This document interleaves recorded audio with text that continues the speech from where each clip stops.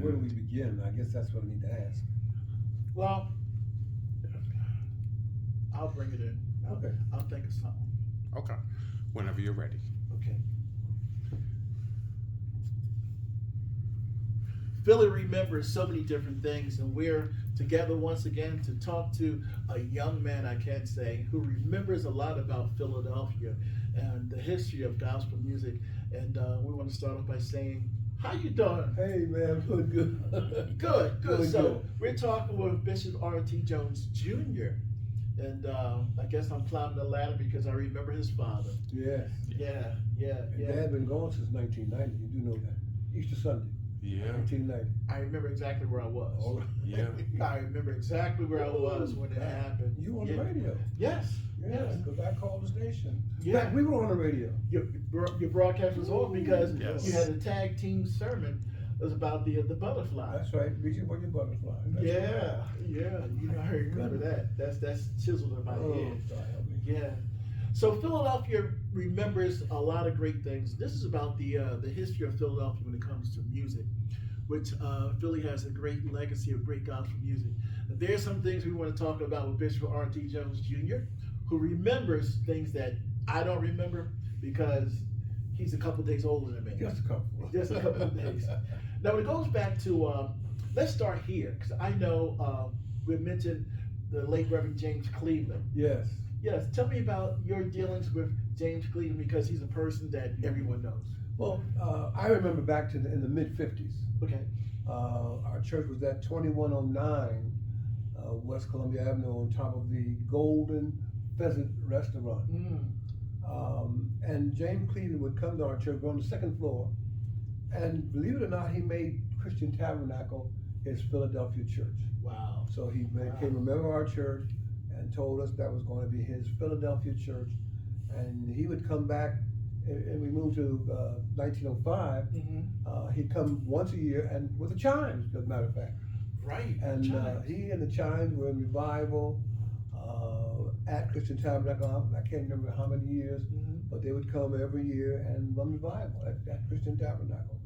Yeah, now, I remember your father telling me about Reverend Cleveland would sit in the audience and give the ushers a note I know, yeah. to say, Reverend Cleveland's in the house, can you ask him to sing a song? But he sent the note himself. Yes, yes, yes. Yeah. Well, that's Dad's story. I don't even know anything about that. He told me about it. He also told me about Macia Woods. In fact, Maceo Woods, he was in love with, Lord have mercy, Rosie Wallace. Oh, okay. In fact, he wanted to marry Rosie Wallace. Wow. And he came to Philadelphia, ran revivals at Christian Tabernacle, and went back to Chicago and named his church Christian Tabernacle. Yes, he did. Yes, he did. Yes, he After did. our church here in Philadelphia. Emmanuel Newton did the same thing in Kansas City. Went back to Kansas City and named his church Christian Tabernacle. Wow. So we've had a lot of influence, and people went back home to their towns, their cities, and named their church after ours. That's saying a lot. It does. That is saying a lot. Awful lot. Yes. Another name that comes to mind is Jackie Verdell. Well, Jackie Verdell was a member of Christian Tabernacle. She joined probably in the mid to late 1950s. Her husband had left her, and she came to Christian Tabernacle, joined Christian Tabernacle, sang on the choir, and this is before she went with the Davis sisters, believe it or not. Oh, okay. Yeah. Yeah. So yeah. sometime after that, she became part of the Davis sisters, and became one of their lead singers. And she could sing now. Yeah. Yeah. I remember it was at Operation Push when she did Kumbaya. All right. Yeah. And we still play it on Gospel Highway 11 today. Yeah. All right. Kumbaya, my Lord. Now, coming up in the 40s, what some of the other people may come to mind? Well, of course, the Davis sisters come to mind in the 40s. And my father had a Pontiac. And I don't remember which one it was, the 41 Pontiac or the 1950 Pontiac. There's several years in there when he didn't make any cars. And he used to drive them to their little places and was the MC at their places where they would sing. I'm talking about the Davis sisters with Thelma Davis, who was the oldest of the sisters, I believe she was. And my father would drive them to wherever they had to go sing. and he was their MC at the Curtis Dublin and Jackie and Vernell was a part of the group then, but Thelma and what's the other sister's name who was the lead singer? Ruth, yes. So Ruth and Thelma were actually the lead singers for the Davis Sisters. Wow. And it's Audrey, wasn't her name Audrey? I believe there was one of the sisters was named Audrey. A lot of great history. Now, who was the organist for Cornerstone? Alex Bradford. Wow. Alex Bradford was the organist at Cornerstone when they were at Broad and Master now. Okay. I'm not talking about 33rd Street, but when they were at Broad and Master, Alex Bradford was the musician. This is before Barry went there. I think Barry Collins was there. No, he was at the Met. Okay. Barry Collins at the Met. And then you had Alex Bradford at the Cornerstone Baptist Church under Reverend Harold Davis. Wow. Wow. Now the Big Four. Okay, that was Christian Tabernacle. It was the Met. It was the Savettes, and the other group I can't remember offhand. It'll come back to me. I did say Savettes, didn't I? Yes. Savettes, Christian Tabernacle, the Met Choir, and I can't remember who. It may have been Brockington, or the other group before Brockington. Victory. Victory Choral Ensemble. Yeah, it was Victory Choral Ensemble. Yes, Victory Choral Ensemble. Those four comprised of the Big Four, and we had a big concert at the Met. Barry, what was his name? Was the organist there, who later went to Cornerstone. I can't remember his name offhand. It'll come back to me. Who the musician was, and of course you got Goldwire McLendon and the Savettes, and his wife at the Savettes, and then I believe it was God, I can't remember her name now. Who was with the other group? You know, my mind comes and goes. All of us, you know, you got to get a horse and a lasso and go, mine, come back, mine. But we recorded, and it was a very successful concert. I was the director of Christian Tabernacle Choir in those days. And yeah, you can sing a little bit too, I know. Yeah, I do sing just a little bit. But I used to train the choir. After Shirley Brown left us and went to Holy Temple, my father came to me one day. He says, "Can you train the choir?" I said, "Oh, sure, I can train the choir." Why not? And I used to get the records, the albums, listen to them, and write the music out, and give it to the organist at our church. Wow. And that's how we learned. Yeah, now I know Christian Tabernacle recorded an album also. Yeah, we recorded three, but two of them, one was on was gospel label, and the other was I can't remember the name of the label, but we did record. In fact, we went to Nutley, New Jersey, to record the second Christian Tabernacle album. Is that Lawrence Roberts Church? Lawrence Roberts Church went there to record the I Believe God album. We had the Inner Tabernacle album and I Believe God album. Inner Tabernacle was the first one, and the second one was I Believe God. And we went to Nutley, New Jersey. In fact, I was in the Marine Corps, believe it or not. Yeah, I remember when you went. Yeah. I was in the Marine Corps and came home on leave. Wow. To do that recording in Nutley, New Jersey. Yeah, yeah. Little known fact, I was sharing with Bishop prior to the interview that checking out the years, I was like 7 years old when he went to Marine Corps. You know, I remember the church coming together and having prayer for him, and I was so nervous. I didn't know if Marine Corps at the time. I knew it was Army, and at 7, all you know is Army people fight. You know, that's why they're praying for him so he can come back. Back home. You know, so I was 7 years old when that happened. And you know how I got home? My son was born, and they were getting ready to ship me to Vietnam. And my father wrote letters to the senator, wrote letters to the president. Nobody could help me. My captain in the service then said, "Your father can write all the letters he wants, but you're not gonna get out of here." Wow. But guess what? Yeah. I got out. Got out. God delivered me from the military. And I had a son then. He lived 5 years and passed. So he got out. He was with me long enough to get me out of the military, to live long enough to make us happy. And the Lord took him on home, 5 years old. Wow. Wow. It's amazing. The amount of history. When you go back in time, There's so much stuff that's locked in there, and that's why we're doing this video, for those coming up to realize the history that Philadelphia has when it comes to great gospel music and information that a lot of us locked up in here. We just don't have the time to get to all of it. Well, when I talk about history, you know, especially when we talk about people in general, I said that's his story. Right. It's not my story. Right. Because my story is still a mystery. Yeah. So yeah, there's a lot of stuff about my people, black people, we want to call it that, and I do. That's just a mystery. yeah, it is. And as we open up the history books, there's so much stuff they never told us. And we learn. I said, you know what? Why is it that nobody ever told us that? Didn't want you to know. Didn't want you to know. No, didn't want us to know. But little by little we learn. And we know there would be no such thing as an ironing board without Right. black It wouldn't. computers. It wouldn't. Right. Lawnmower. Lawnmower, Yeah, black folks. Lord yeah. have It's mercy. so much that we've done, even nowadays modern, all these little cartridges and games and Yes, stuff yes, that yes. kids play with. A black person did that. They made that. Even when you sit there and eat your Lay's potato chips, George Crumb, a man of color, invented the potato Potato chip. chip, that's right. Yeah. Peanuts. George Washington Carver. Carver, that's. Yeah, there's so much stuff that's locked in. And it's the same with this music that people listen to across the country, that Philadelphia birthed a lot of this music. Right. Yeah, Yeah. that's true. Yeah, we're Golden Mary. We're Golden Murray. Oh, can't turn around now. We're Golden Murray. She was a member of our church, and you know, made Christian Tabernacle famous. Yeah. It's just I can't Yeah. turn around now. Start to make heaven. Rosie my home. Wallace, I believe, wrote that song. Oh no, I can't. Can't do it now. Can't do it. Oh, Yeah. God help us. So, Sonny Hill. You remember Sonny Hill? Or that's before your time. Name rings a bell. He was one of the gospel pianists going back to the early 1950s. He played the piano, and Shirley Brown played the organ at Christian Tabernacle. He was very young when he passed.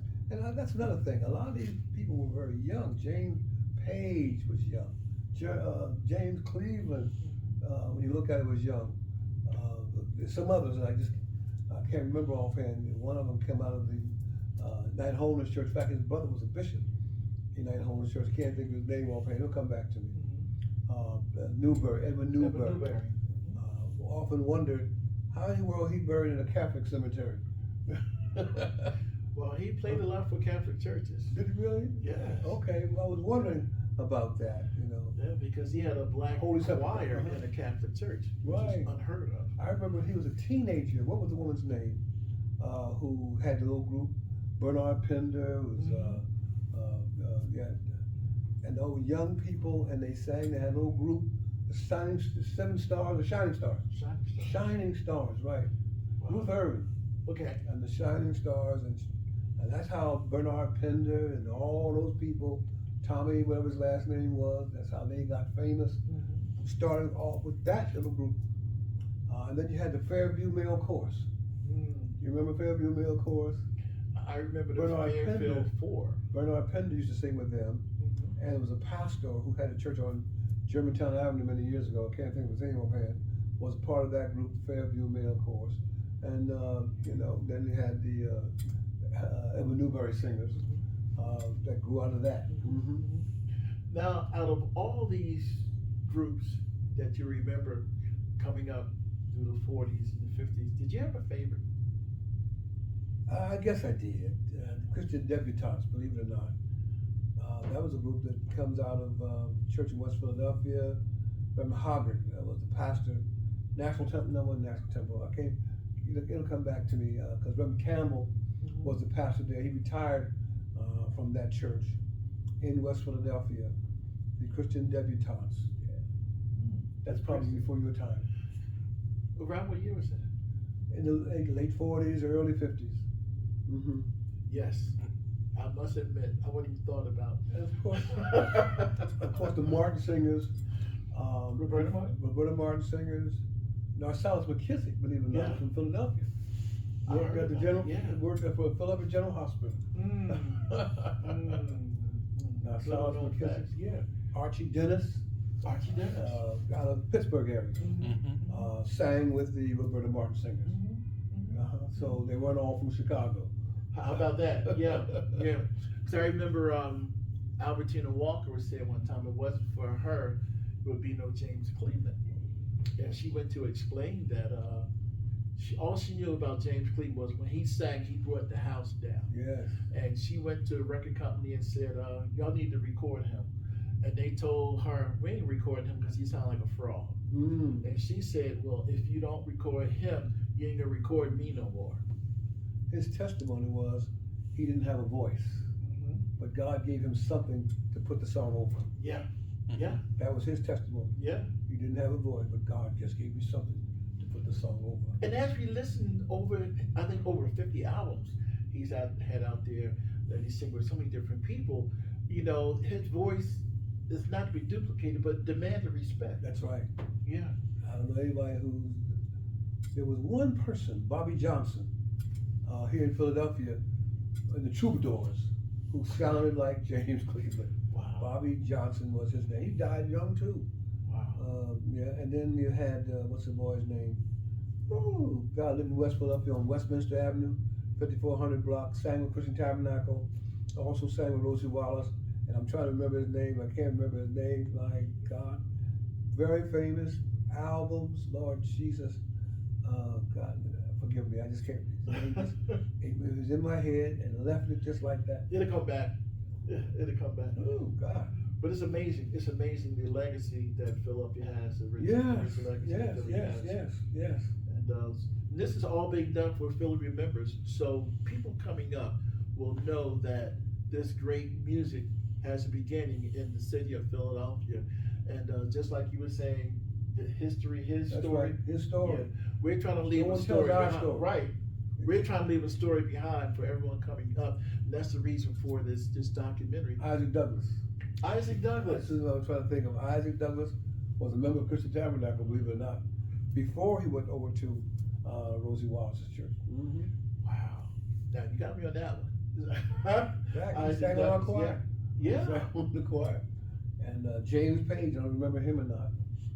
James Page played the piano. Because Willada Harris, who I just saw today, Yes. used to play the piano for Christian Tabernacle. Rosie Wallace Brown Wow. played the piano for Christian Tabernacle. Of course, Shirley Brown played the organ, Yeah. and Rosie Wallace, who wrote a lot of our songs, played the piano for Christian Tabernacle going back in the late 50s, before she started her church.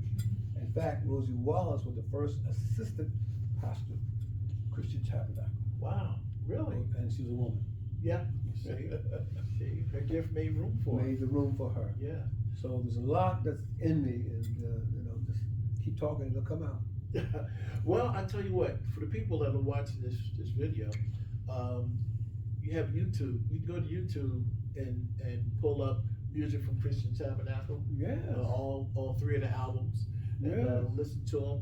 Because, see, back in our time, and I can say that now, we had physical albums, and we could turn them over and get the credits off the back, Yes. the liner notes, and see who played what, who That's- sang that's what, right, and that's everything. right, that's right. But nowadays, that has changed. Yes, it has, and I just found out that WDAS is no longer owned by our folks. Yeah. They changed flavor on us, they didn't colors on us. Am I allowed to say that? You're allowed to say it, it's the truth. It's the truth, yeah. I don't want to use the word that people sell out, but sometimes things happen, okay? That's true, that's true. Yeah, because I know even with Gospel Highway 11, the owner, he passed, and his wife, she was up in age, and they had like 21 stations at one point. And so she said, "There's nothing I can do with this." So then the estate, they go, "Well, we're going to sell it," and that's what caused the demise of Gospel Highway 11 AM. Thank God we're still online 24/7 now, online only, but the AM station, so they sold it. But I remember when Gospel Highway 11 was a sun up, sun down station. Yes, it So was. now it's 24-hour station. 24 hours. Woo! Thank God for the change. That's marvelous. Yeah, and stereo too.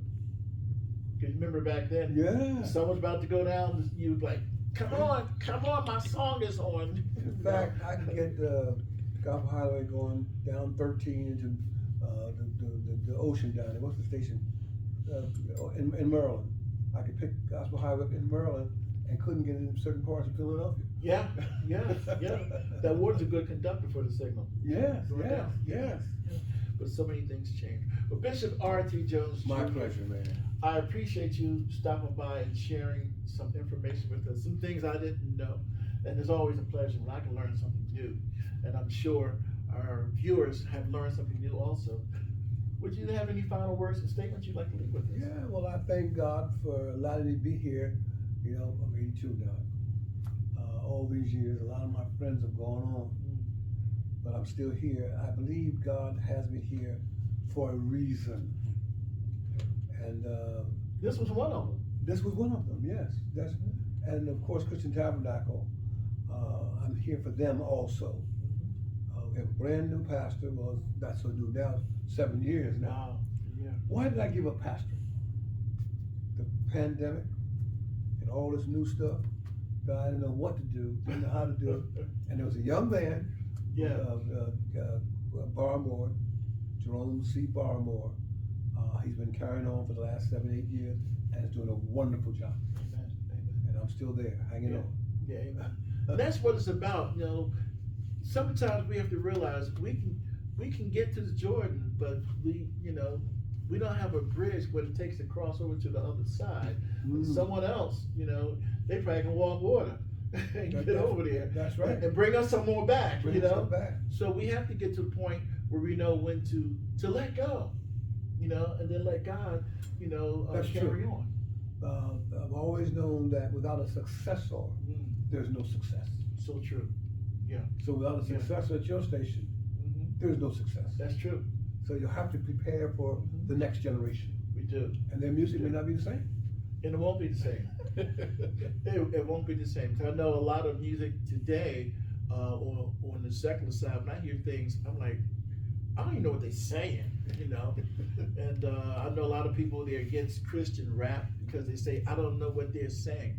But I say this, Christian rap, if it's Christian rap, you got to go to the book to get it. Okay? It's nothing you can make up off the top of your head and talk about God. Christian rap, pure Christian rap, you got to be in the book to get it. Now, you can connect it and everything else, but it's a difference between just rap music, where they talk about anything and everything. I want people, don't be so quick to kick down Christian rap, because they're younger generation that's coming up, and this is how they express themselves, because a lot of schools have stopped having music class. That's true. Okay? And so you have to do what you need to do to express yourself. And so with Christian rap, I've heard some wonderful Christian rap. No question. Yeah. So And the reason we have rap because they couldn't sing. That's right. And so they had to do something to express themselves. Right. And they come up with rap. That's right. And it's taken off. It's taken off. I appreciate you spending some time with us today. My pleasure. Anytime, and that you would like to talk about some of the history of God. And I've got some more in me, so we can talk. Okay. I can talk for another hour. You know that. I know that. Ooh, You're preaching. And I don't preach like I used to. Oh, nobody does anything like you used to. We're going to walk out this building a little bit slower. We appreciate you coming with us along for the journey as Philly remembers the great legacy of gospel music here in the city of Philadelphia.